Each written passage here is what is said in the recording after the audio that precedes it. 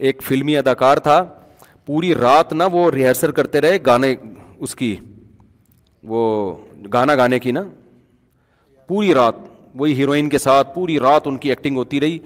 تو اس نے کارگزاری سنائی ایک مولانا صاحب کو, کہتے ہیں فجر کی اذان کی آواز آئی نا, تو کہتے ہیں مجھے خیال ہوا کہ آج چلو فجر پڑھ کے دیکھتے ہیں, کبھی تو پڑھنے کی توفیق نہیں ملی, چلو آج ساری رات ہم نے یہ مستیاں کی ہیں تو چلو آج کیا کرتے ہیں, چلو یار آج. کہہ رہے جب میں آیا نا مسجد میں اتنی خاموشی کا ماحول, وضو کر کے بیٹھا, پوری رات جو رقص و سرور کی محفل تھی اس میں وہ سکون نہیں تھا. اور جو گاؤں کے دیہات کی کہیں کوئی دور علاقے تھے ان کی مسجد تھی وہ. کہہ رہے میں نے جب فجر پڑھی نا مجھے اتنا سکون ملا, تو پھر تبلیغ میں سیروزے کے لیے چلا گیا وہ.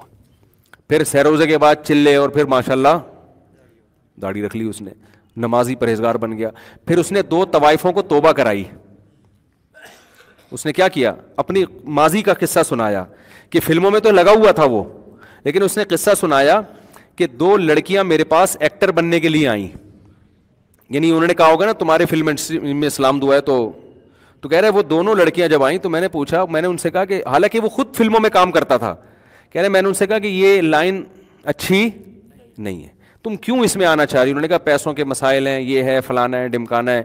تو اس نے کہا اگر تمہیں کوئی مالدار آدمی تم سے شادی کر لے تو تمہارا مسئلہ حل ہو جائے گا, عزت کی زندگی. انہوں نے کہا ہاں ٹھیک ہے, اس نے کر لی ان دونوں سے. تمیز کا کام کیا نہیں کیا. لوگ کہیں گے عیاشی کی, او بھائی عیاشی ویسے بھی ہو جاتی, ان سے ریلیشن جو جس طرح وہ مجبوری بتا رہا تھا نا, بیوی بنا کے رکھا ان کو, پھر وہ کوئی دل میں رمق تھی تو پھر اللہ نے مسجد میں نماز پڑھوائی اور پھر تو کوئی نیکی ہو جاتی ہے تو پھر آگے بھی نیکیوں کی توفیق ملتی ہے. تو یہ جو اسٹائل ہے نا سخت لب و لہجے والا اور جہنم میں جائے گا اور فلانا جائے گا, یہ تبلیغ میں یہ اسٹائل نہیں چلتا. ہمارے حضرت علماء سے ہم نے سنا ہے کہ اپنے بارے میں بدگمان رہو, اپنے آپ کو 1 نمبر کا الو کا پٹھا سمجھو ہر وقت.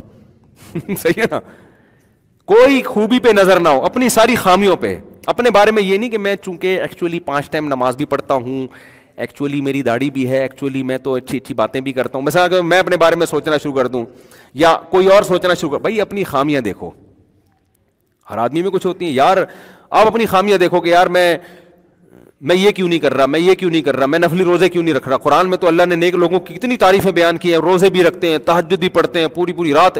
اپنے بارے میں ہر وقت بدگمان, اور دوسرے کے بارے میں کوئی بھی خوبی نظر آ رہی ہے تو وہ اس کی. مولانا تھانوی رحمۃ اللہ فرمایا کرتے تھے جب میرا کوئی مرید آتا ہے نا میرے سے, جس نے مجھے مینٹور بنایا ہے, جو مجھ سے اصلاح چاہتا ہے, اس میں 99 خوبیاں ہوں 1 خامی, میری نظر اس کی خامی کی طرف ہوتی ہے, کیونکہ اس نے مجھے پیر و مرشد بنایا ہوا ہے نا.